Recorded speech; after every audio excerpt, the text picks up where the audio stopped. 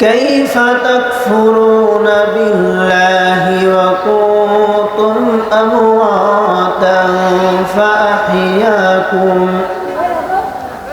ثم يميتكم ثم يحييكم ثم إليه ترجعون.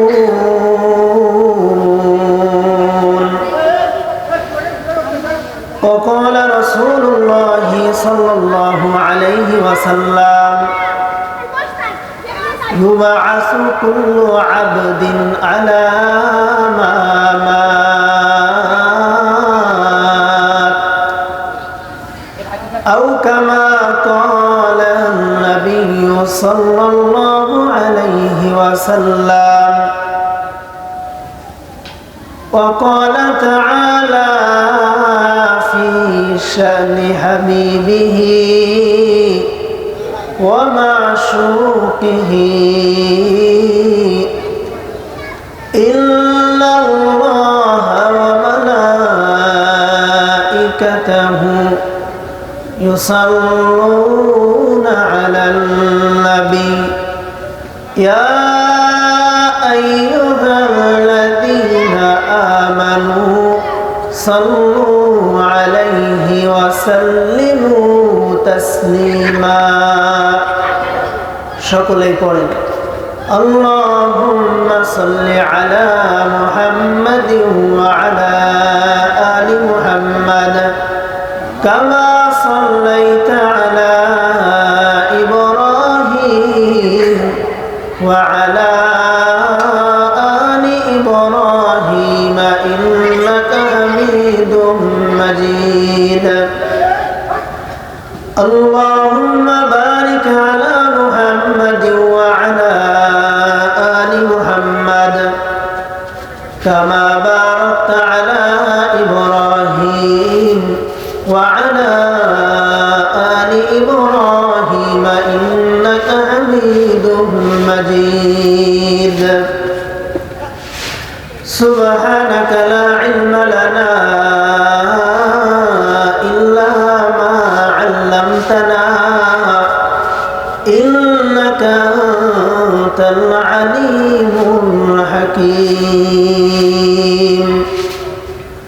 সকলে একটু জিকির করি লা ইলাহা ইল্লাল্লাহ লা ইলাহা ইল্লাল্লাহ লা ইলাহা ইল্লাল্লাহ লা ইলাহা ইল্লাল্লাহ লা ইলাহা ইল্লাল্লাহ লা ইলাহা ইল্লাল্লাহ লা ইলাহা ইল্লাল্লাহ লা ইলাহা ইল্লাল্লাহ লা ইলাহা ইল্লাল্লাহ মুহাম্মাদুর রাসূলুল্লাহ সাল্লাল্লাহু আলাইহি ওয়াসাল্লাম।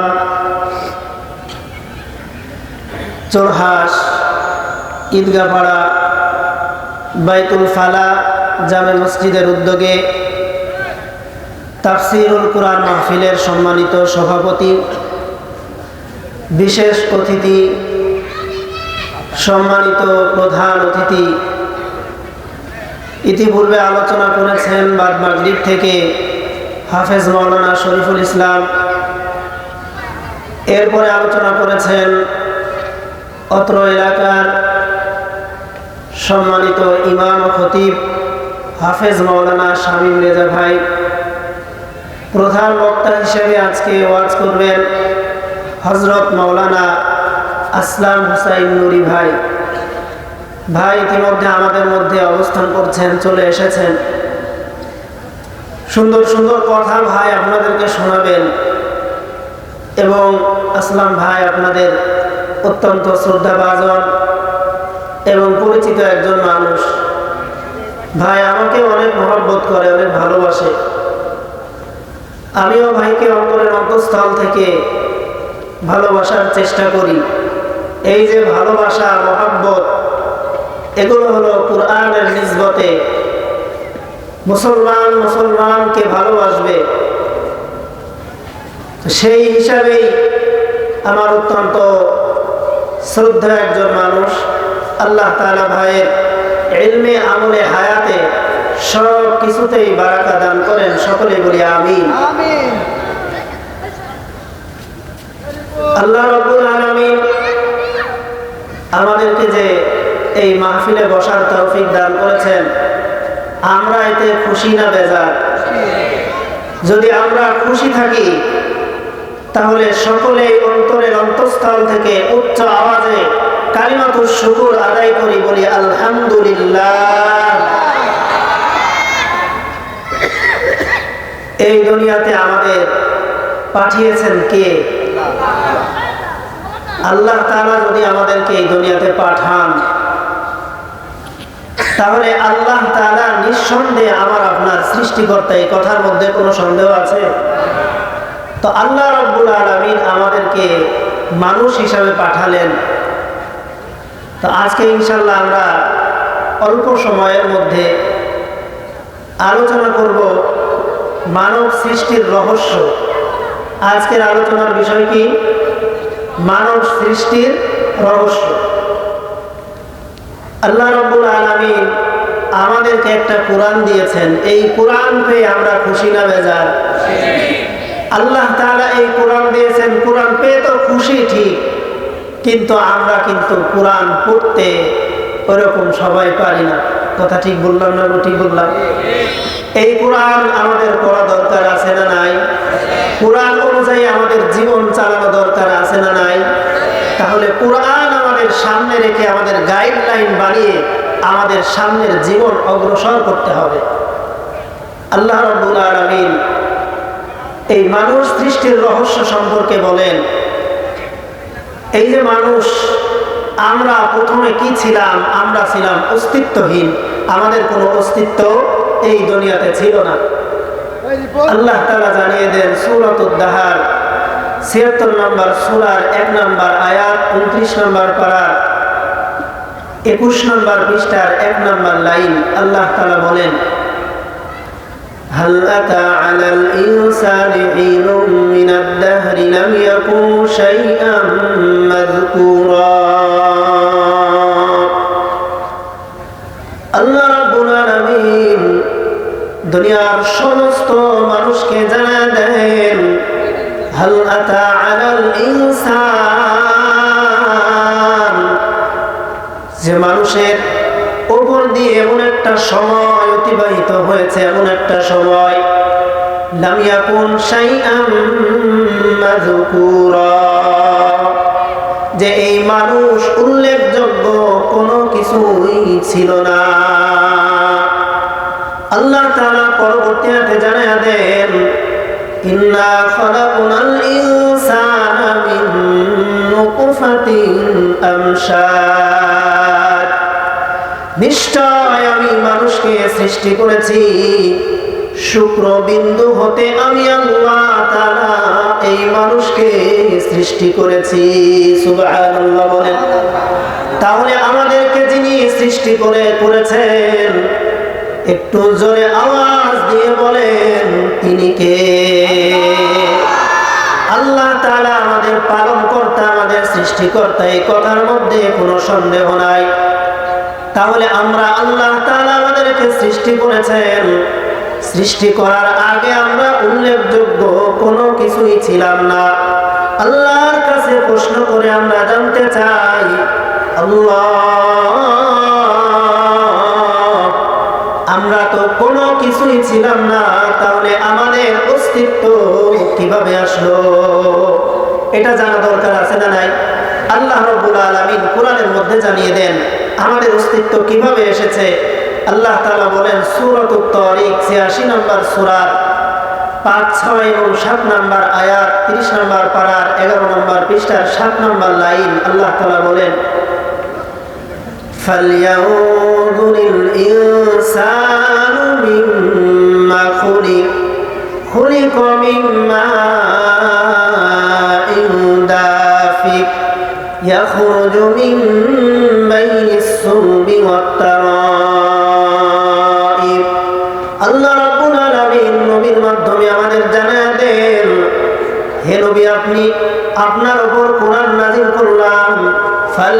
ইয়ানজুরিল ইনসান, মানুষ কি লক্ষ্য করে না? মানুষকে একটু চিন্তা করেন, একটু ভাবনা করে না?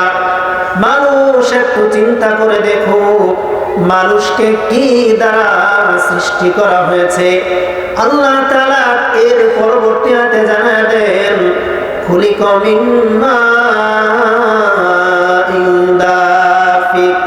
আল্লাহ তাআলা বলেন, তাদেরকে সৃষ্টি করা হয়েছে সবেগে নির্গত পানি থেকে। সুবহানাল্লাহ বলেন। এক সময় আমাদের কোনো অস্তিত্ব ছিল না, কিন্তু আল্লাহ তাআলা আমাদেরকে অস্তিত্ব দান করেছেন। দামি কোনো জিনিস থেকে নয়, বরং এমন তুচ্ছ নগণ্য পানি থেকে আমাদের সৃষ্টি করেছেন। এই তুচ্ছ পানিটা কেমন, এই পানিটা কেমন আল্লাহ তাআলা আর আয়াতে জানায়া দেন।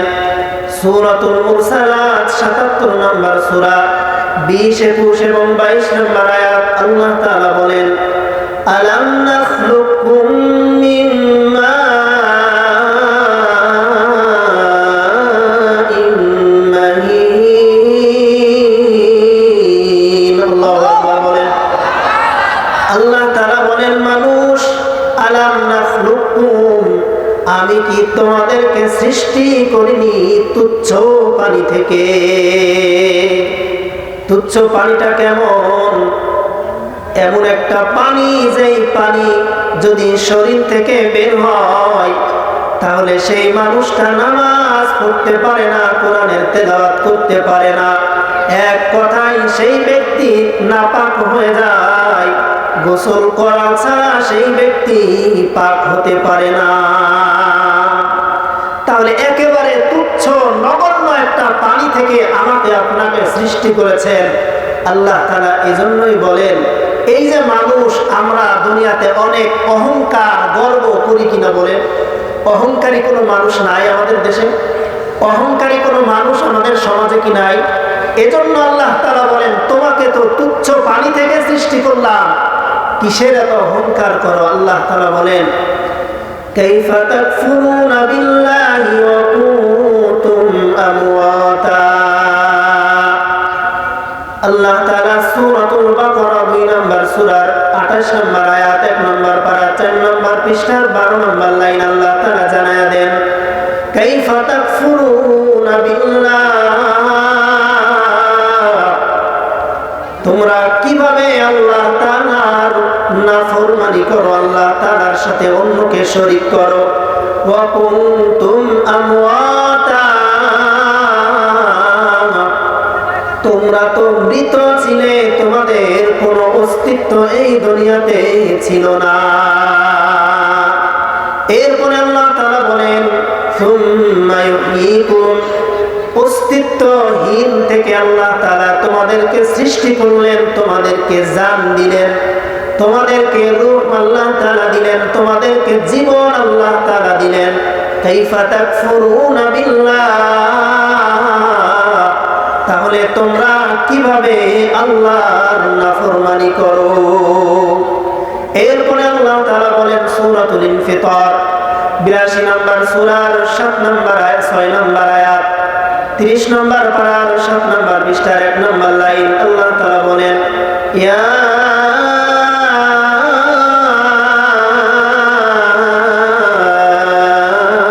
আইয়ুহাল ইনসান মা গররাকা বিরাব্বিকাল কারীম।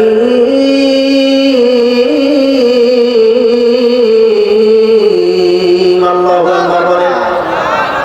আল্লাহ তাআলা জানায়া দেন, হে মানুষ, মা গররাক বিরাব্বিকাল কারীম, যে আমি আল্লাহ মহান দয়ালু আল্লাহ, তোমাকে এত সুন্দর করে আমি আল্লাহ বানাইলাম, তাহলে তুমি কেন আল্লাহর নাফরমানি করো? আল্লাহ তাআলা ডাক দিয়ে বলেন, কেন নাফরমানি করো? এখন আমরা সকলেই চিন্তা করে দেখি, আমরা আল্লাহর ইবাদত বন্দেগী কতটুক করি আর নাফরমানি কতটুক করি। খোঁজ নিলে দেখা যাবে দুনিয়াতে এমন মানুষও আছে যাদের অহংকারের কোনো শেষ নাই। টাকা আছে, ক্ষমতা আছে, শুধুমাত্র টাকার কারণে, ক্ষমতার কারণে আজকে দুনিয়ায় মানুষকে মানুষ মনে করে না। এই রকম মানুষ আমাদের সমাজে আছে না? নাই? আছে মানে অভাব নাই। কি বলেন? ক্ষমতা থাকলে মানুষটার মানুষ মনে করে না, আলেমদেরকে আলেম মনে করে না, ধরে ধরে জেলখানায় ঢুকায়। কথা বলেন ঠিক কিনা? এরকম একটা যুগ আমরা পার করে এসেছে কিনা? এরকম আর সময় আমরা এই বাংলার জমিনে দেখতে চাই না। কথা বলেন ঠিক কিনা? এজন্য আমাদের এখন থেকে সোচ্চার হতে হবে। যদি আলেমরা যেই দেশের মধ্যে, যেই দেশে আলেমরা জেলখানায় থাকে, ওই দেশে কখনো আল্লাহর রহমত নাজিল হয় না। কথা বলেন ঠিক কিনা? আল্লাহর রহমত থাকে না, আল্লাহর দয়া থাকে না। যদি আল্লাহর দয়া আর রহম পেতে হয়, তাহলে আলেম উলামা যারা রয়েছে তাদেরকে এই আল্লাহর জমিনে মুখ খুলে কথা বলার সুযোগ করে দিতে হবে। কথা বলেন ঠিক কিনা? এরকম ইবাদত বন্দেগীর কোনো খোঁজ নাই, নামাজ রোজার কোনো খোঁজ নাই, কিন্তু দেখা যাবে মাহফিল বন্ধ করার ক্ষেত্রে আছে এক নাম্বার, এসেই মাইক ধরে ফেলে যে হুজুর কোরআন থেকে বলেন। হুজুররা কি কোরআনের বাইরে বলে কিছু বোঝেন না? আপনারা বোঝেন না তাই আমাদেরকে বাধা দেন। এজন্য এখন সময় আছে মুসলমান ভাইরা আমার, আমাদেরকে ইসলাম যদি টিকিয়ে রাখতে হয়, আমাদের নিজেদের সর্বপ্রথম চেষ্টা করতে হবে এই বাংলার জমিনে ইসলাম টিকে রাখার জন্য। প্রয়োজনে যদি আমার রক্ত দিতে হয় রক্ত দিব, আমার স্ত্রীকে যদি বিধবা করতে হয় আমরা বিধবা করতে রাজি আছি। কে কে বলে?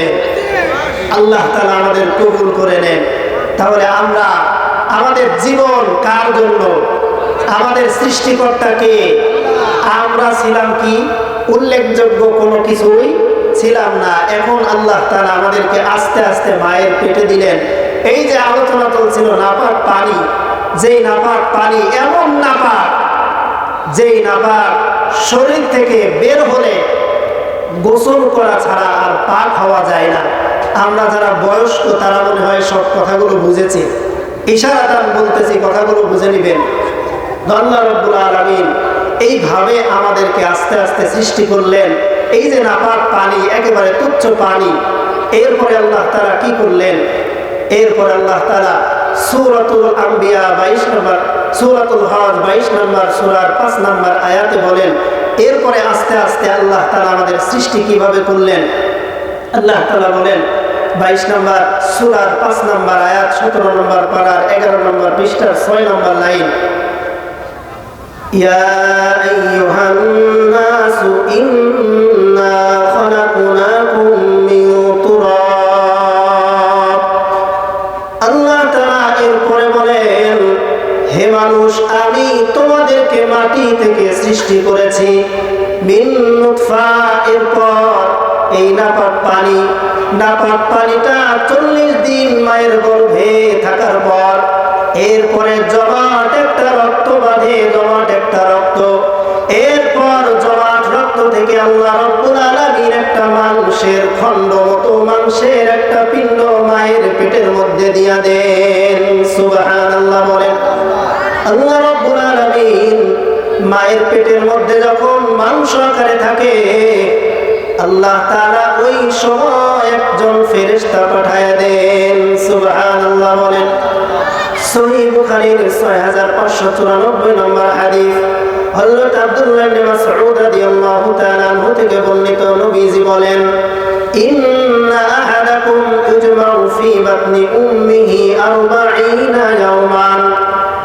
আল্লাহ নবী বলেন, তোমরা যখন তোমাদের মায়ের পেটে তোমাদেরকে 40 দিন রাখা হয়, 40 দিন রাখার পর সুম্মা আলাকাতান মিসলা যালিক, এরপর এই 40 দিন আবার 40 দিন তোমরা রক্তের অংশ, রক্তপিণ্ড আকারে মায়ের পেটের মধ্যে থাকো।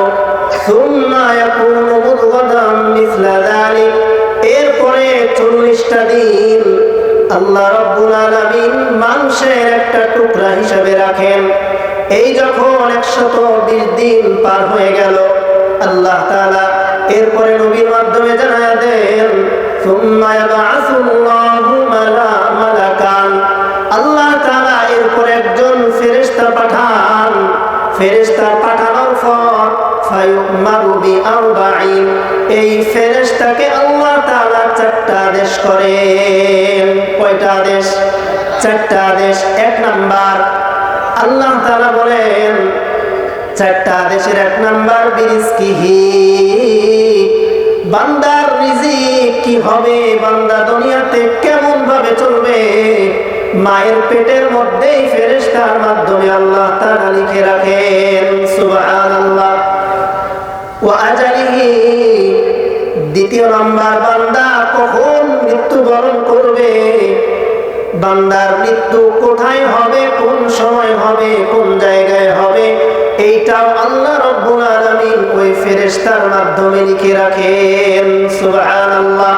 2 নাম্বার গেল। 3 নাম্বার, এই ব্যক্তি জান্নাতি না জাহান্নামী, আও শাকিউন, এই ব্যক্তি দুর্ভাগা নাকি সৌভাগ্যবান, আও সাঈদ।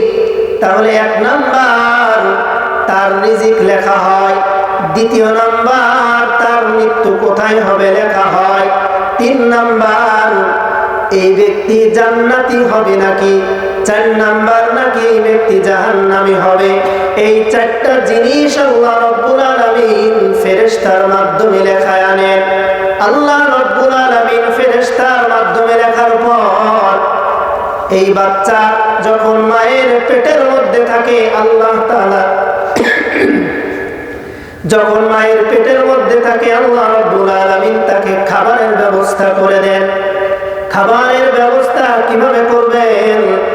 আল্লাহ তাআলা আমাকে আপনাকে যে মুখটা দিয়েছেন, এই মুখটা হলো মায়ের পেট থেকে আল্লাহ তাআলা পাক পবিত্র অবস্থায় আমাদের দুনিয়াতে নিয়ে এসেছেন। সুবহানাল্লাহ বলেন। তাহলে মায়ের পেটের মধ্যে যখন বাচ্চার বয়স হয়ে যায় 120 দিন, এরপরে বাচ্চার খাবারের একটা আকাঙ্ক্ষা, বাচ্চার খাবারের প্রয়োজন হয়, ওই সময় আল্লাহ তাআলা চাইলে কি মুখ দিয়ে খাওয়াইতে পারতেন না? কিন্তু আল্লাহ তাআলা মায়ের পেটের মধ্যে কি দিয়ে খাওয়াইছেন? মায়ের নাভির সাথে বাচ্চার নাভির সম্পর্ক করে দিয়ে, একটা সংযুক্ত করে দিয়ে নাভির মাধ্যমে আল্লাহ তাআলা নাপাক রক্ত খাওয়াইছেন। এই নাপাক রক্তের মাধ্যমে আমার আপনার ক্ষুধা নিবারণ হয়েছে। তাহলে আল্লাহ রাব্বুল আলামিন আমাদেরকে পেটের মধ্যে চাইলে নাপাক খাওয়াইতে পারতেন, কিন্তু আমার আপনার মুখকে আল্লাহ রাব্বুল আলামিন হেফাজত করেছেন, সংরক্ষণ করেছেন। কিন্তু দুনিয়াতে আসার পর আমার আপনার মুখ দিয়ে আমি আপনি নাপাক, হারাম, সুদ, ঘুষ, বিড়ি, সিগারেট এগুলো খাই কিনা বলেন? আল্লাহ তাআলা চাইলে আমাদেরকে পেটের মধ্যেই নাপাকি খাওয়াইতে পারতেন, খাওয়ার নাই কেন? আল্লাহ তাআলা আমাদের মুখটা দিয়েছেন।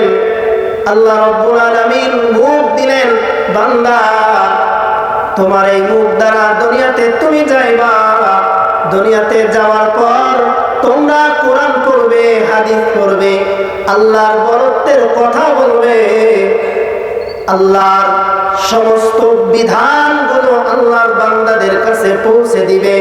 এজন্য আমি আল্লাহ মায়ের পেটের মধ্যে তোমার মুখ দিয়ে নাপাক কিছু খাওয়াইলাম না। দুনিয়াতে তোমরা ভালো কাজ করবে, আল্লাহ রাব্বুল আলামিন এজন্য আমাদেরকে খারাপ কাজ, আল্লাহ রাব্বুল আলামিন এজন্য আমাদেরকে মুখ দিয়ে কোনো নাপাক খাওয়াননি। কিন্তু দুনিয়াতে আসার পর আমরা আজ খারাপ কাজ, নাপাক হক কিছু আমরা আমাদের মুখ দ্বারা করি। মিথ্যা কথা, গীবত, পরনিন্দা এগুলো আমরা করি না? এগুলো আমরা করার ক্ষেত্রে একেবারে 1 নাম্বার। কিন্তু ইবাদত বন্দেগী, এজন্য আল্লাহ তাআলা বলেন, কাইফা তাকফুরুনা বিল্লাহ ওয়া কুনতুম আমওয়াতা। আল্লাহ তাআলা বারবার বান্দাদের বুঝাই, বান্দা কাইফা তাকফুরুনা বিল্লাহ, তোমরা কিভাবে আমি আল্লাহর নাফরমানি করো। আমাদের মধ্যে আল্লাহর নাফরমানির একটা প্রভাব অনেক বেশি। ইবাদত বন্দেগীর কোনো খোঁজ আমাদের মধ্যে নাই। শুধুমাত্র আল্লাহর নাফরমানি কিভাবে করা যায় এই সুযোগ আমরা সব সময় খুঁজি। কথা বলেন ঠিক কিনা? কাজে আমাদের ইবাদত বন্দেগী করা দরকার আছে না নাই? নামাজ পড়া দরকার আছে না নাই? আমাদের সত্য কথা বলা দরকার আছে না নাই? গীবত থেকে বেঁচে থাকা দরকার আছে না নাই? কিন্তু এগুলো থেকে আমরা কয়জন বেঁচে থাকি? আমরা নিজেকে অনেক কিছু মনে করি, কিন্তু একটু চিন্তা করে দেখেন, একটা মুরগি, একটা শিয়াল, একটা কুকুর, একটা বিড়াল, এদের বাচ্চার থেকে মানুষের বাচ্চা তার চাইতে 100 গুণে দুর্বল বেশি। কথা বলে বেশি না দুর্বল? ছাগলের বাচ্চা হওয়ার পর একটু দুধ খাওয়াই দিলে সাথে সাথে হাঁটতে পারে। মানুষের বাচ্চার হাঁটতে কতদিন লাগে? কমপক্ষে 7 মাস, 8 মাস, বছর লেগে যায়। তাও কিন্তু মানুষের বাচ্চা হাঁটতে পারে না, কথা বলতে আরো তো 2-1 বছর লেগে যায়। তাহলে আমরা মানুষ কত দুর্বল, এই দুর্বলতা নিয়ে কেন আমরা আল্লাহর সাথে নাফরমানি করি? আল্লাহর সাথে কিভাবে আমরা নাফরমানি করি? যারা আল্লাহর পক্ষে কথা বলে তাদের বিরোধিতা আমরা কিভাবে করি?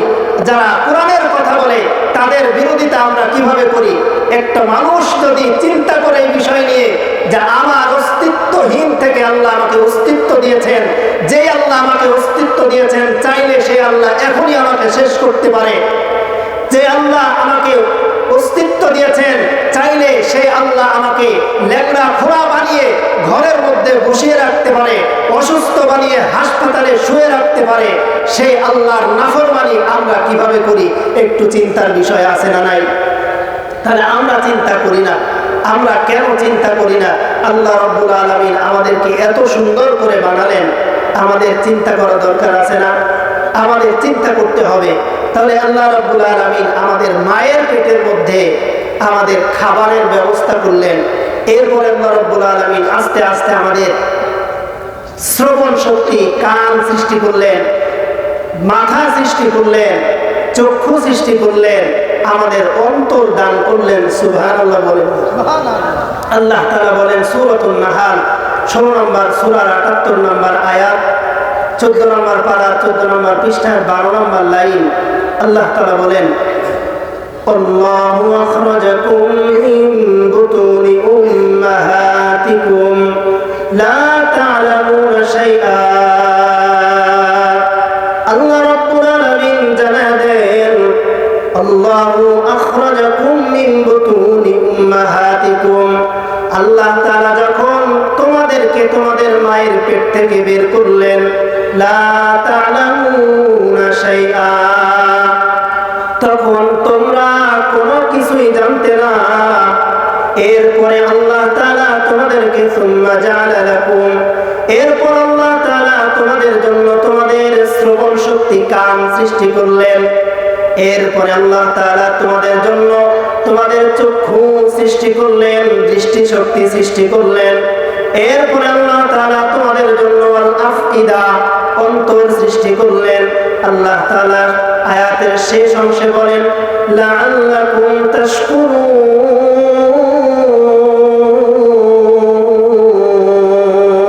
আল্লাহু আকবার বলেন। হে বান্দা, তোমার চোখ দিলাম, তোমার কান দিলাম, তোমার অন্তরটাও আমি আল্লাহ তোমারে দিলাম।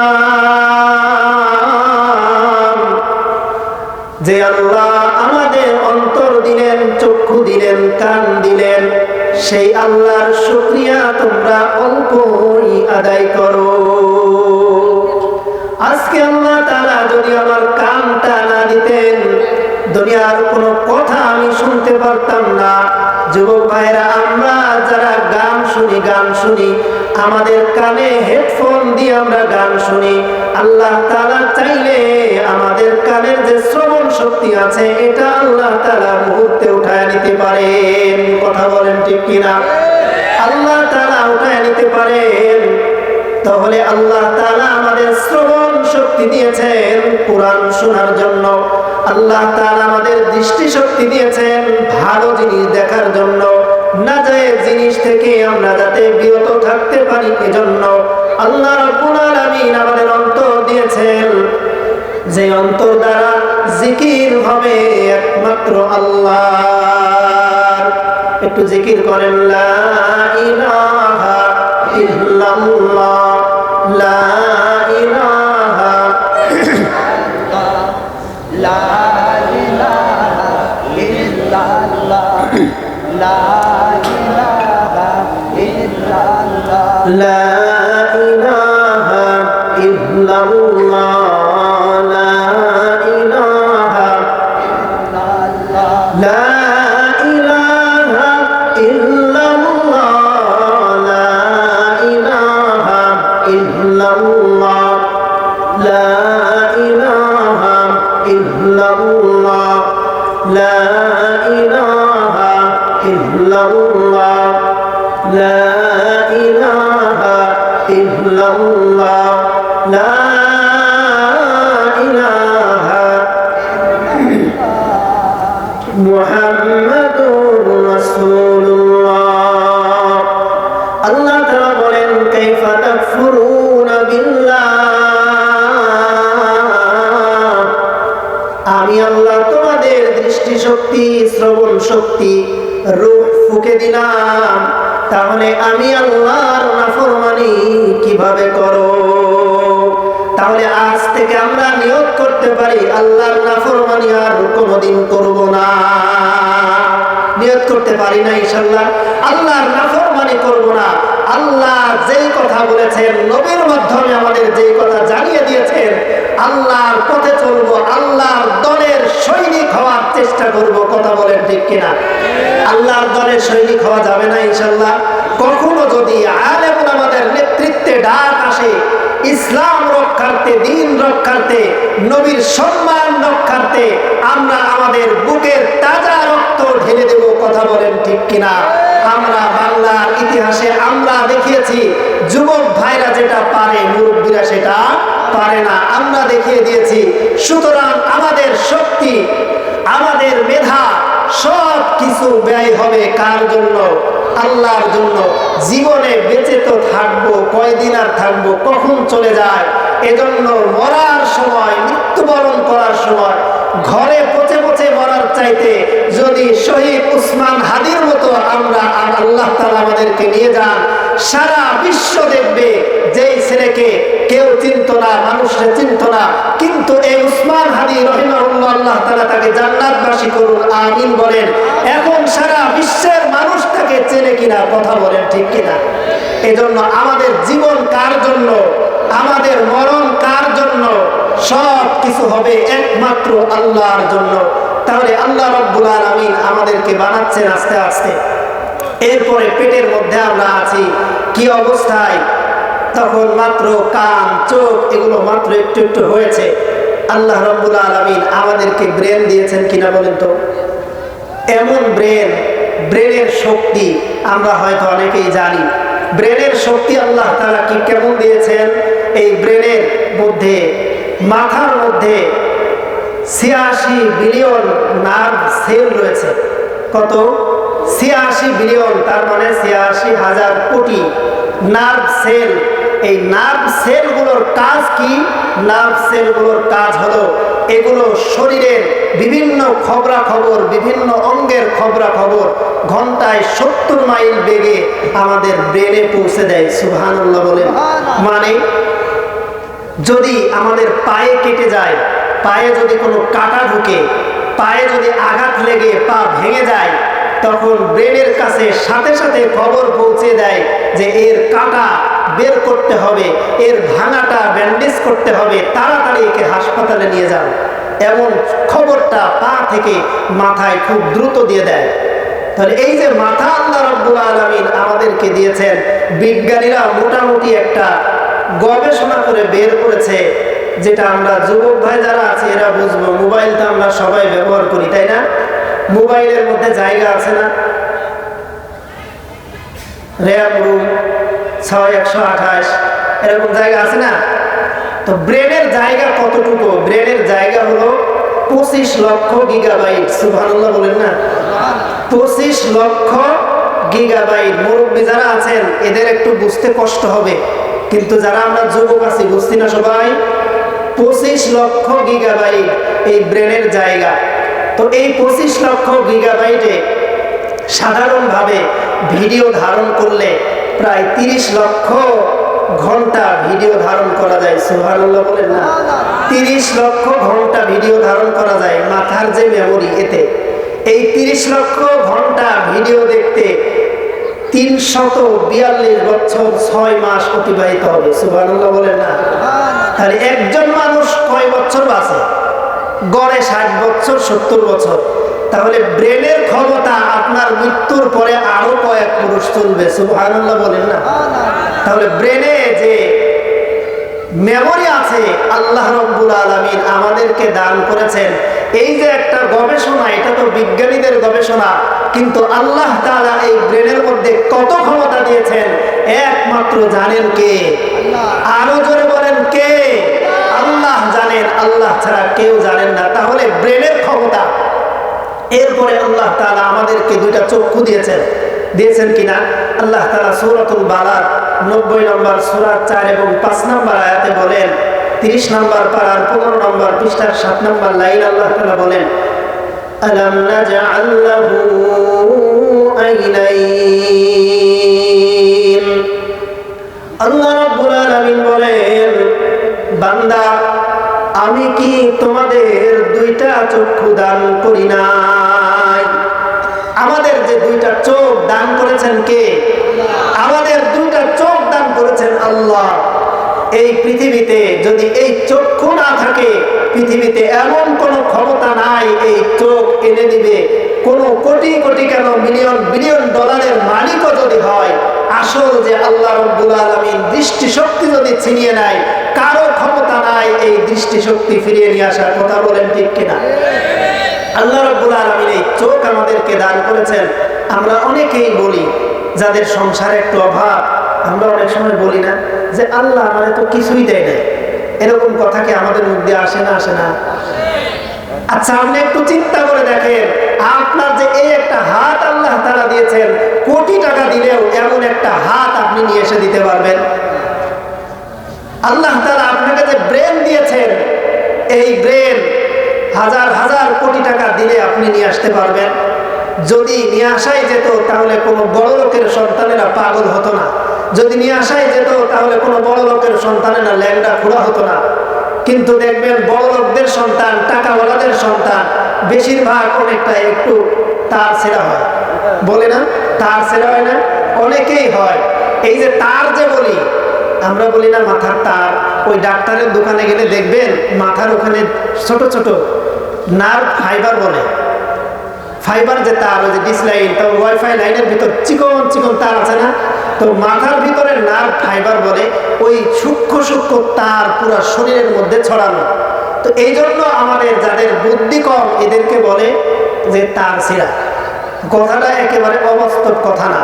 তাহলে বলতেছিলাম, আল্লাহ রাব্বুল আলামিন আমাদেরকে যে সম্পদ আমাদের শরীরে দিয়েছেন, এটার মূল্য পৃথিবীতে হয় না। কথা বলেন ঠিক কিনা? তাহলে আল্লাহ রাব্বুল আলামিন আমাদের চোখ দিয়েছেন, চোখ দিয়ে আমরা দেখি কিনা? এই যে লাইটটা জ্বলে, আমরা কি এই লাইটটাকে কখনো বলবো এটা ফ্যান? আমরা এই যে মাউথ, এটাকে আমরা কখনো বলবো মাইক? কেন? আল্লাহ রাব্বুল আলামিন চোখের মধ্যে কি দিয়েছেন? 12,60,00,000 আল্লাহ রাব্বুল আলামিন চোখের মধ্যে লাইট রিসিভার দিয়েছেন। সুবহানাল্লাহ বলেন। যাকে বিজ্ঞানীদের ভাষায় ফটো রিসিপ্টর বলা হয়। মানে আপনি দেখলেন এইটা মোবাইল, আপনি দেখলেন যে এইটা মাইক, আপনার চোখে দেখার সাথে সাথে ব্রেন ক্যাচ করে নিল, ব্রেন ধরে নিল। এখন আপনি যতই দেখেন তখন বলতে পারবেন যে এইটা মোবাইল, এইটা চায়ের কাপ, এইটা পোস্টার, এইটা কাগজ। কোনটা সাদা কোনটা লাল আমরা চোখ দিয়ে পার্থক্য করতে পারি কিনা বলেন? আল্লাহ রাব্বুল আলামিন এই শক্তি চোখের মধ্যে দিয়েছেন। কত টাকা হলে এই শক্তি আমি আপনি নিয়ে আসতে পারবো? পৃথিবীর সব যদি কাউকে দিয়ে দেওয়া হয়, তবুও তো এই শক্তি আমার আপনার অর্জন করা সম্ভব না। কথা বলেন ঠিক কিনা? যিনি এই শক্তি আমাকে আপনাকে দান করলেন, তিনি কে?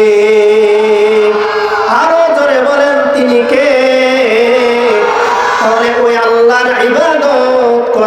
লাগবে কিনা, আল্লাহর দলের সৈনিক যারা তাদের দলের দলভুক্ত হওয়া লাগবে কিনা। এজন্য আল্লাহ তাআলা বলেন কাইফা তাকফুরুনা বিল্লাহ, তোমরা কিভাবে আল্লাহ তাআলার নাফরমানি করো অথচ তোমরা তো মৃত ছিলে, আমি আল্লাহ তোমাদেরকে জীবন দান করলাম। সুবহানাল্লাহ বলেন। আমরা তো এমন নাফরমান, একটা কুকুরের চাইতেও আমরা নাফরমান বেশি। কুকুর সে তো মনিবের দাসত্ব করে, সে যদি 2 বেলা ভাত খায়, 2 বেলা যদি বাড়ি থেকে কিছু পায়, এই মনিবের বাড়ি সারা রাত জেগে পাহারা দেয়। কথা বলেন ঠিক কিনা? কিন্তু যে আল্লাহ আমাকে এত কিছু দিয়েছেন, যে আল্লাহ আমাকে এত দামি দামি সম্পদ দিয়েছেন, সেই আল্লাহর ইবাদত বন্দেগী আমি করি না। আমি ইবাদত বন্দেগী করি, আমি আমার জীবন চলাই কোন মানুষের পিছনে গিয়ে, আমি আমার জীবন চলাই রাসূল সাল্লাল্লাহু আলাইহি সাল্লামের আদর্শ মতে না, আমি আমার জীবন চলাই এই দুনিয়ার পচা গন্ধ একদম নিকৃষ্ট মানুষ তাদের আদর্শ, তাদেরকে মনে করি এরা আমার আদর্শ। এই যে বিভিন্ন ধরনের ধোঁকাবাজ, সুদখোর, ঘুষখোরকে আজকে আমরা আমাদের জীবনের আদর্শ বানিয়ে নিয়েছি। কথা বলেন ঠিক কিনা? সৎ যোগ্য মানুষকে আমরা আমাদের জীবনের আদর্শ বানাইনি। রাসূল সাল্লাল্লাহু আলাইহি সাল্লামের ওয়ারিস যারা, রাসূল সাল্লাল্লাহু আলাইহি সাল্লামের উত্তরাধিকারী যারা, তাদেরকে আমরা আমাদের জীবনের আদর্শ বানাইনি, বরং আমরা আমাদের জীবনের আদর্শ বানিয়েছি এমন নেতাকে যেই নেতার চরিত্র ঠিক নাই। কথা বলেন ঠিক কিনা? যেই নেতার চরিত্র ঠিক নাই এর কাছে যায় আমরা যে চারিত্রিক সনদ, জন্ম সনদ এগুলো নিয়ে আসতে। কথা বলেন। এজন্য আমরা আমাদের জীবন চলাবো কার হুকুম মতে? আল্লাহর হুকুম। এই জন্য আল্লাহর নাফরমানি করব না। আল্লাহ রাব্বুল আলামিন বিভিন্ন সময় আমাদেরকে বিভিন্ন ঘটনা দিয়ে শিক্ষা দান করেন। এই যে বললাম কুকুরের চাইতেও আমরা নাফরমান, এই কথাটাই আপনাদের কষ্ট লেগেছে? প্রমাণ সহ শুনেন। হায়াতুল হাইওয়ান নামক একটা কিতাব আছে। এই কিতাবের ঘটনা, একদিন এক যুবক রাস্তা দিয়ে হাঁটতেছিলেন, সফর করবেন দূরে। হাঁটতে হাঁটতে অনেক দূর যাওয়ার পরে একটা বিল্ডিং দেখতে পেল, পুরাতন একটা বিল্ডিং, অনেক বড়, কেমন জানি রাজপ্রাসাদের মতো দেখা যায়। তো দেখতে দেখতে এরকম বিল্ডিং যদি আমি আপনি কোথাও গিয়ে পাই, তাহলে বলেন তো বিল্ডিংটাকে আমরা দেখবো না একটু ঘুরে ঘুরে? তো এই যুবক ঘুরে ঘুরে দেখে, দেখতে দেখতে এক পর্যায়ে যাওয়ার পর তার মনে একটা প্রশ্ন জাগলো, কোনো মানুষ নাই, একেবারে পরিত্যক্ত, এত বড় একটা রাজপ্রাসাদের মতো দেখা যায়, এটার মালিককে, এটা বানালো কে, এটা তো জানা দরকার। তো এক জায়গায় ছোট্ট একটা নেম প্লেটে লেখা আছে, যদি এই প্রাসাদ সম্পর্কে জানতে চাও তাহলে অমুক গ্রামে যাও, অমুক গ্রামে চলে যাও। তো সেই ব্যক্তি, সেই যুবক, সে চলে গেল। গ্রামে যাওয়ার পর 3-4 কিলো হেঁটে হেঁটে এমন সবাইকে জিজ্ঞাসা করে যে ভাই, আমি এই রাস্তার মাথায় একটা বিল্ডিং দেখলাম, রাজপ্রাসাদের মতো দেখলাম, এটার কারণ কি, কে বানিয়েছে? তো সবাই উত্তর দেয় যে এটা তো আমরা জন্মের থেকেই এমন দেখছি, এটার কোনো সমাধান আমার কাছে নাই, আমরা জানি না। তো জিজ্ঞাসা করতে করতে অনেকজনকে জিজ্ঞাসা করলো, কেউ এর সঠিক সমাধান দিতে পারলো না। তো লোকটা তখন চিন্তা করলো, হাই হাই, সেখানে তো মিথ্যা কথা লেখা, আমি এর সমাধান পাচ্ছি না, আচ্ছা দেখা যাক, আরো সামনে আগায়। তো সামনে আগাইতে আগাইতে দেখা যায় 3 মাথাওয়ালা একটা লোক। 3 মাথাওয়ালা বুঝছেন? 3 মাথাওয়ালা মানে বয়স এত বেশি, বয়সের ভারে মাথাটা নিচু হয়ে গিয়েছে আর পা দুটো উপরে উঠে গেছে। তাহলে কয় মাথা মনে হবে? 3 মাথা। তো এই লোকের কাছে গেল, যাওয়ার পরে যুবক জিজ্ঞাসা করে যে মুরব্বী, আপনি তো মনে হচ্ছে অনেক মুরব্বী, তো আপনি এই যে এই রাস্তার মাথায় যে বিল্ডিংটা দেখা যায়, এই বিল্ডিং এ আসলে কি, এর রহস্যটা কি, আমার একটু জানান। তো বলছে, আমি তো এরকম কিছু জানি না, তবে ওনার বয়স প্রায় 200 বছর। তো উনি বলতেছে, আমি আমার দাদার কাছ থেকে শুনেছি এই বিল্ডিং সম্পর্কে। তখন যুবক বলে, আচ্ছা জানান। তখন ওই ব্যক্তি বলতে লাগলো, এই বিল্ডিং এর আসল কাহিনী এখন তুমি শোনো। অনেক বছর আগে একজন জমিদার এই গ্রামে বসবাস করত। জমিদার বসবাস করার কারণে এই জমিদারের অনেক ধন সম্পদ এবং জমিদারের অনেক চাকর বাকর ছিল। জমিদারের চাকর বাকর, তার মধ্যে জমিদারের একটা বিশ্বস্ত কুকুর ছিল। বিশ্বস্ত কুকুর, কেমন বিশ্বস্ত কুকুর! জমিদার যদি বাহিরে কোনো জায়গায় যাইতো, জমিদারের পেছন পেছনে কুকুর সব সময় থাকতো। জমিদার যদি ঘুমাইতে যাইতো, জমিদারের ঘরের দরজার বাইরে কুকুর পাহারা দিত। জমিদার যদি বাথরুমে যাইতো, বাথরুমের বাহিরে এই কুকুর জমিদারকে পাহারা দিত। এখন যেমন বিভিন্ন নেতা নেত্রীদেরকে দেখা যায় যে যারা কর্মী, এরা বাথরুমের বাইরে দাঁড়ায় আছে নেতা ভিতরে, এরকম গার্ড হিসাবে এই কুকুর জমিদারের সব সময় সাথে সাথে থাকতো।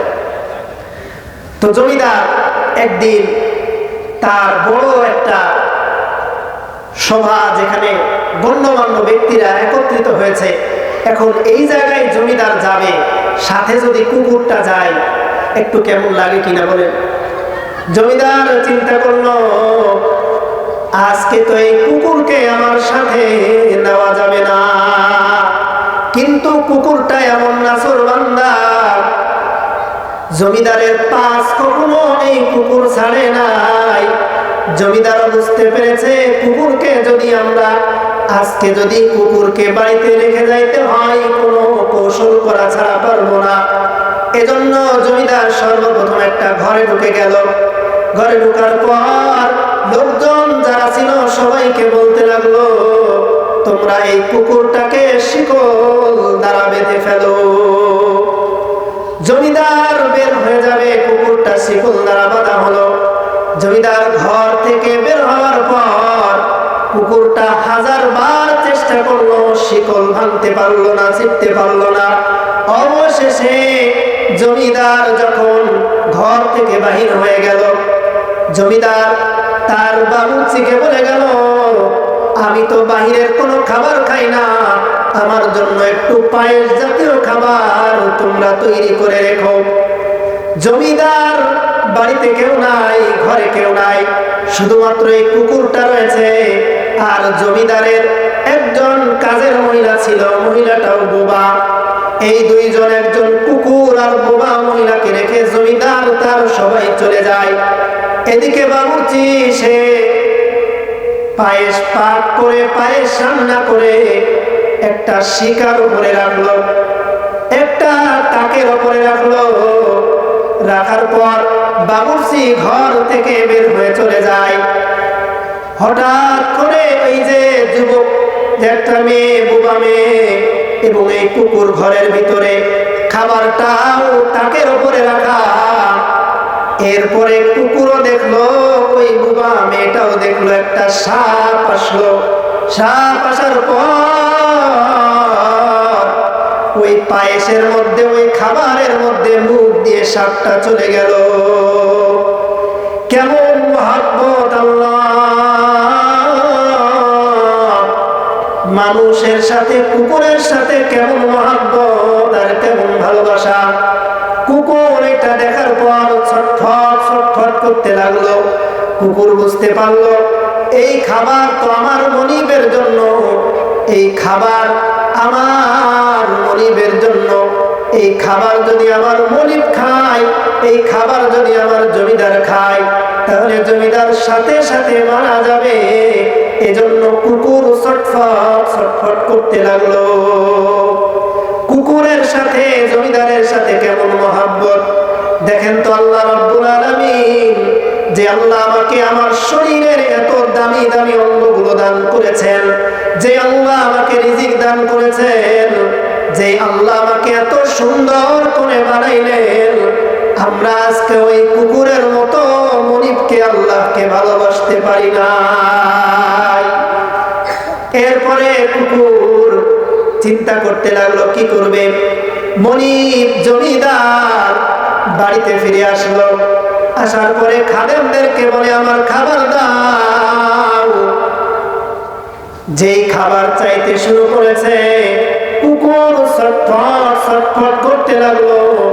এদিকে যে বোবা মেয়েটা সেও অঙ্গভঙ্গিমার দ্বারা বুঝাতে চাইলো, কিন্তু জমিদার বুঝতে পারলো না।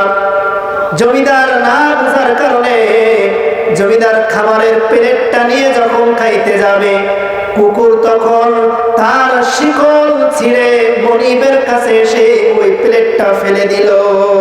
সুবহানাল্লাহ বলেন। কেমন মহব্বত, কেমন ভালোবাসা কুকুরের সাথে আর মনিবের সাথে। সুতরাং আমরা যদি আমার মনিবকে আমার আল্লাহকে ভালোবাসতে পারি, আমরা যদি আল্লাহকে আমাদের জীবনের চাইতে ভালোবাসতে পারি, তাহলে এই প্রকৃত মুমিন হিসাবে আমরা আল্লাহর কাছে ধর্তব্য হব। তাহলে প্রকৃত মুমিন যদি হতে হয়, ভালোবাসতে হবে কাকে? আল্লাহকে। এখন এই যে কুকুর, সে শিকল ছিঁড়ে মনিবের যে প্লেট, এই প্লেটটা ফেলে দিল। এখন আপনারা বলেন, আপনাদের শখের যদি কোনো কুকুর থাকে আর এই কাহিনী করতো, আপনারা কি করতেন? তখন মনে হয়েছে মনিবের যে কুকুর আমার খাবার খায়, এজন্য কুকুরকে সে আঘাত করেছে, যে আমার খাবারের দিকে কুকুর আজকে সে নজর দিয়েছে, এজন্য কুকুরকে অনেক বেশি সে আঘাত করলো। আঘাত খাওয়ার পরে কুকুর কি করলো? কুকুর যখন ফেলে দিল, মনিব বুঝে আসে নাই মনিবের, কুকুরের মাথায় আল্লাহ তাআলা বুদ্ধি দিয়ে দিলেন, সাথে সাথে এই খাবারটা কুকুর খেয়ে ফেললো। তো খাওয়ার পরে এখন মনিব আরো রেগে গেল, যে ও মনে হয় আমার খাবার খাওয়ার জন্যই এই কাহিনীটা করলো। আসলে বলেন তো, কুকুর কি খাবার খাওয়ার জন্য করেছে নাকি মনিবকে বাঁচানোর জন্য? মনিবকে বাঁচানোর জন্য, জমিদারকে বাঁচানোর জন্য। এরপরে 2-3 মিনিটের মাথায় কুকুর আস্তে আস্তে কাঁপতে কাঁপতে কাঁপতে মারা গেল। তখন এই জমিদার বুঝতে পারলো যে হ্যাঁ, এর মধ্যে কিছু একটা ছিল। তখন ওই যে বোবা মেয়েটা, তাকে জমিদার জিজ্ঞাসা করলো এর মধ্যে আসলে বাস্তবতা কি। তখন বোবা মেয়ে তার অঙ্গভঙ্গিমার দ্বারা বোঝালো যে একটা সাপ এসে এই খাবারে মুখ দিয়েছিল, সে তো খাবার খায়নি, বরং বিষ ঢেলে দিয়ে গিয়েছে। এটা যদি আপনি খেতেন তাহলে আপনি মারা যেতেন। আপনার জীবন বাঁচানোর জন্য, আপনার সব কিছু রক্ষা করার জন্য আজকে আপনার এই পালিত কুকুরটা, এই পোষা কুকুরটা জীবন দিল, তবুও তার মনিবের জীবন রক্ষা করে গেল। ঠিক তেমনি ভাবে মুসলমান ভাইরা আমার, আজকে আমাদের সমাজের মধ্যে অনেক মানুষ আছে, মুসলমানের সন্তান, তারা নবীকে নিয়ে কটূক্তি করে, তারা রসুলকে নিয়ে কটূক্তি করে, আল্লাহকে নিয়ে কটূক্তি করে, কিন্তু আমাদের পক্ষ থেকে কোনো জবাব আমরা দেই না, আমাদের পক্ষ থেকে আমরা প্রতিবাদ জানাই না। যদি আমরা আমাদের জীবন দিয়ে হলেও রসুলের মর্যাদা আর রসুলের শান আর মান আমরা রক্ষা করার চেষ্টা করব তো ইনশাআল্লাহ আমরা আমাদের জীবন দিতে পারি। কিন্তু আল্লাহর নামে কেউ কটু কথা বলবে, আল্লাহকে কটূক্তি করবে, নবীকে কটূক্তি করবে, এটা আমরা মেনে নেব না। কথা বলেন ঠিক কিনা? তাহলে দেখেন কুকুরের সাথে মনিবের কত মহব্বত। এই যে জমিদার কুকুরকে কি খাওয়াতো? শুধুমাত্র একটু খাবার দিত, এটাই তো। কিন্তু আপনি একটু চিন্তা করে দেখেন, আল্লাহ আপনাকে কত কিছু দিচ্ছেন, আল্লাহ আপনাকে সব কিছু দিচ্ছেন, আমাকে সব কিছু দিচ্ছেন। তাহলে সেই আল্লাহর জন্য আমরা আমাদের জীবনের মায়া ত্যাগ করতেও পারি। কথা বলেন ঠিক কিনা? এজন্য আমাদের জীবন, আমাদের মরণ সব কিছু হবে কার জন্য? এরপরে এই যে বিল্ডিং কোথা থেকে আসলো? এই রাজমহল। এরপরে মুরব্বী বলেন যে এই কুকুর মারা যাওয়ার পরে সেই জমিদার চিন্তা করলো যে কুকুর তার মনিবের জন্য জীবন দিতে পারে, এই কুকুরের জন্য কিছু করা দরকার।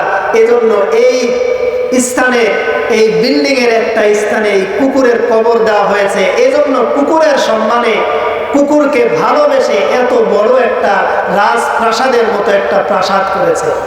তাহলে দেখেন, একটা কুকুর তার মনিবকে কত ভালোবাসে। কিন্তু আমি আপনি কুকুরের চাইতে অধম, আমি আপনি আমার মনিবের ভালোবাসা, মনিবের হুকুম, আল্লাহর হুকুম কিন্তু মানি না। কথাটা কি অবাস্তব বললাম?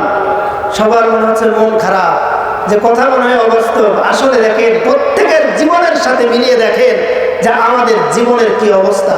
আল্লাহ রাব্বুল আলামিন আমাদের কত সুন্দর করে সৃষ্টি করেছেন। সূরাতুত তিন 95 নম্বর সূরা 4 এবং 5 নম্বর আয়াত আল্লাহ তাআলা বলেন, লাকাদ খালাকনাল ইনসানা ফি আহসানি তাকওয়িম। আল্লাহ রাব্বুল আলামিন বলেন, আমি মানুষকে উত্তম গঠনে সৃষ্টি করেছি। সুবহানাল্লাহ বলেন। কত সুন্দর করে আল্লাহ তাআলা আমাদেরকে বানাইলেন। চোখ আল্লাহ তাআলা জায়গা মতো দিয়েছেন, নাকটা আল্লাহ তাআলা জায়গা মতো দিয়েছেন।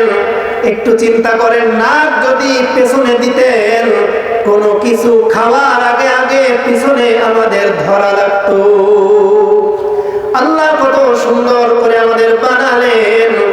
তাহলে যে আল্লাহ আমাদের সুন্দর করে বানালেন, সেই আল্লাহর ইবাদত করা লাগবে কিনা? সেই আল্লাহ তাআলার ইবাদত আমরা করব। সেই আল্লাহ তাআলার সব কিছু, সব হুকুম আমরা আমাদের জীবনের মধ্যে মেনে নেব। সুতরাং আল্লাহর হুকুম যদি আমরা আমাদের জীবনে মানতে পারি, তাহলে আল্লাহ রাব্বুল আলামিন আমাদেরকে শান্তিময় একটা জীবন দান করবেন। সুবহানাল্লাহ বলেন।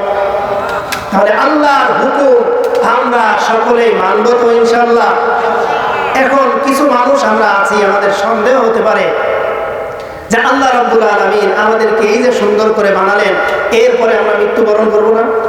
আল্লাহ তাআলা এটাও বলেছেন সূরাতুর রুম 30 নম্বর সূরা 40 নম্বর আয়াত 21 নম্বর পারার 7 নম্বর পৃষ্ঠার 12 নম্বর লাইন। আল্লাহ তাআলা বলেন, আল্লাহু খালাকাকুম সুম্মা ইউমীতুকুম। আল্লাহ তাআলা তোমাদের সৃষ্টি করেছেন, আবার আল্লাহ তাআলাই তোমাদেরকে মৃত্যু দান করবেন। তাহলে আমাদের সৃষ্টিকর্তা কে? জোরে বলেন কে? আমাদের মৃত্যু দান করবেন কে? কিছু মানুষ আছে এটা বিশ্বাস করবে না যে কিয়ামতে আমাদের উঠানো হবে। এজন্য আল্লাহ তাআলা জানায় দেন সূরাতুল কিয়ামাহ 75 নম্বর সূরা 4 এবং 5 নম্বর আয়াত। আল্লাহ তাআলা বলেন, আয়াহসাবুল ইনসানু আল্লান নাজমা'a 'ইযামা বালা কাদিরিনা আলা আন নুসাউবিয়া বানানা। আল্লাহ তাআলা বলেন, মানুষেরা কি ধারণা করে আমি আল্লাহ মানুষের আঙ্গুলের অগ্রভাগ পর্যন্ত উঠাতে সক্ষম? সুবহানাল্লাহ বলেন। তাহলে আল্লাহ রাব্বুল আলামিন আমাদেরকে কিয়ামতের ময়দানে উঠাবেন। আল্লাহ রাব্বুল আলামিন আমাদেরকে কিয়ামতের ময়দানে উঠিয়ে আমাদের কাছ থেকে হিসাব নেবেন। সুতরাং আমাদের হিসাব যদি দিতে হয়, এখন থেকে হিসাবের প্রস্তুতি নেওয়া লাগবে কি লাগবে না? যদি লাগে তাহলে আমরা আমাদের সর্বশক্তি দিয়ে ইসলামকে রক্ষা করার চেষ্টা করব তো ইনশাআল্লাহ। কোরআনকে রক্ষা করার চেষ্টা করব তো ইনশাআল্লাহ। যদি আমাদের ইসলাম রক্ষা করতে পারি, কোরআন যদি রক্ষা করতে পারি, তাহলে আমাদের এই বাংলার জমিনে ইসলাম আর মুসলমানরা শান্তিতে থাকতে পারবে, মসজিদ মাদ্রাসাগুলো ঠিক মতো থাকবে। অন্যথায় আমরা আমাদের সময়টা, আমরা আমাদের মূল্যবান মতামতটা যদি অন্য কোথায় দিয়ে দিই, তাহলে কিন্তু সামনে এমনও সুযোগ হতে পারে যে সুযোগ আর কখনো আসবে না। আমরা আমাদের দেশ থেকে ইসলাম এবং কোরআনকে হারিয়ে ফেলব। সুতরাং আমরা সকলে নিয়ত করি যে আমরা কোরআনের পথে থাকব, আমরা আল্লাহর রাসূলের দলের অন্তর্ভুক্ত হব, আমরা আল্লাহর সৈনিক হব। কথা বলেন ঠিক কিনা? আল্লাহ তাআলা আমাদের সবাইকে যা কিছু বললাম এবং শুনলাম, সব কথাগুলোর উপরে সর্বপ্রথম আমাকে এবং আপনাদেরকে আমল করার তৌফিক দান করেন। ওয়া আখিরু দাওয়ানা আলহামদুলিল্লাহি রাব্বিল আলামিন।